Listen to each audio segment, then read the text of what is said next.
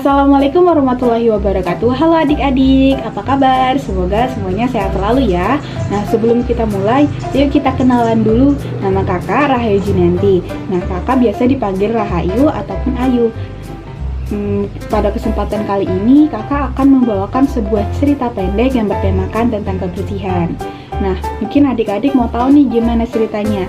Sebelum itu, silakan adik-adik duduk dengan rapi, siapkan cemilan dan minuman favoritnya. Sudah? Oke, kalau sudah, silakan tonton video ini sampai habis dan kita simak ceritanya.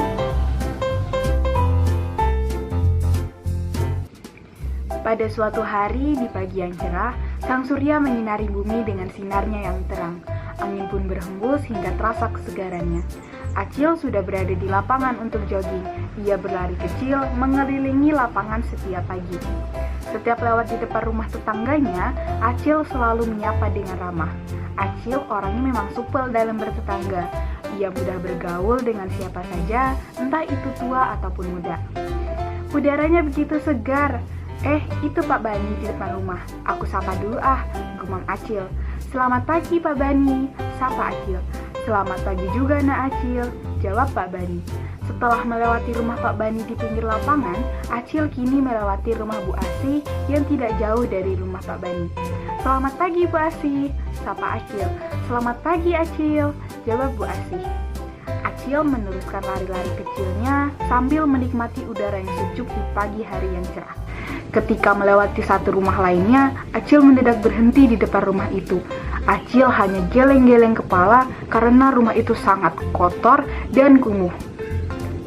Itu adalah rumah Koko. Di depan rumahnya, daun-daun berserakan dan rumput-rumput tumbuh tinggi. Lalu Koko keluar rumah ingin membuang sampah di selokan depan rumahnya. Koko tidak menjaga kebersihan rumah dan lingkungannya, gumam Acil sambil geleng-geleng kepala. Hei Koko, buang sampah pada tempatnya dong, jangan diselokan, ucap Acil. Sudah biasa Cil, tidak apa-apa kok, nanti juga diangkut tukang sampah dan dipindahkan, gilah Koko. Makanya jangan dibiasakan kok, nanti kalau musim hujan bisa banjir loh karena sampah ini, ucap Acil lagi.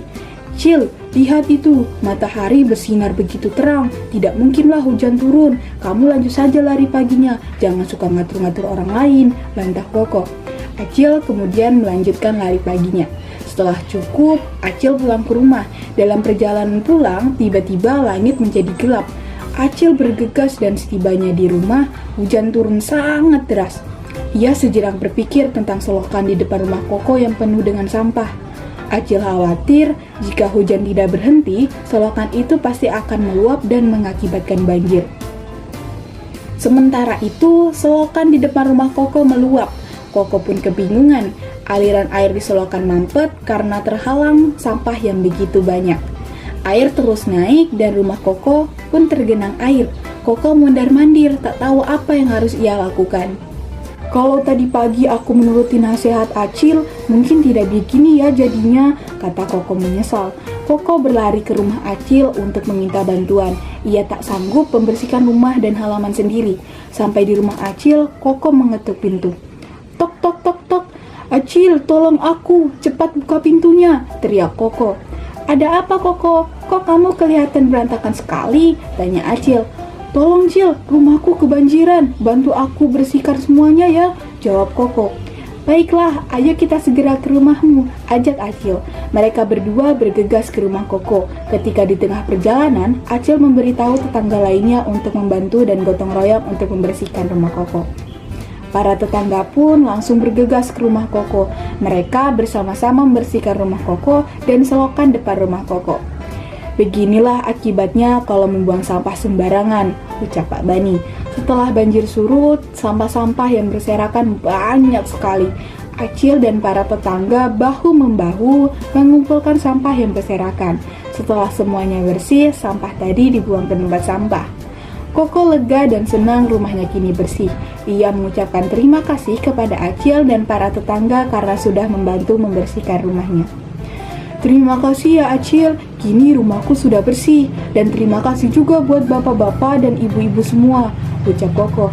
Iya sama-sama kok, kita kan tetangga, jadi sudah menjadi kewajiban kami membantu tetangga, jawab Acil.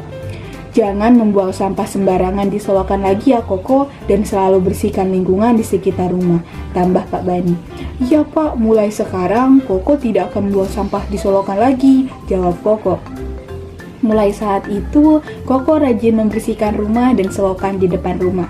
Ia tak ingin kejadian kemarin terulang lagi. Acil senang melihat Koko sudah berubah. Koko sangat peduli dengan kebersihan lingkungan sekarang. Kini rumah Koko selalu bersih dan selokan depan rumah juga bersih, tak ada sampah lagi yang ditimbun di sana. Nah, adik-adik, dari cerita tadi dapat kita simpulkan bahwa kita tidak boleh membuang sampah sembarangan.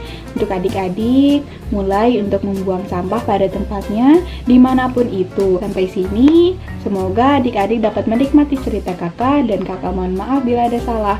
Kakak akhiri, wassalamualaikum warahmatullahi wabarakatuh. Bye-bye.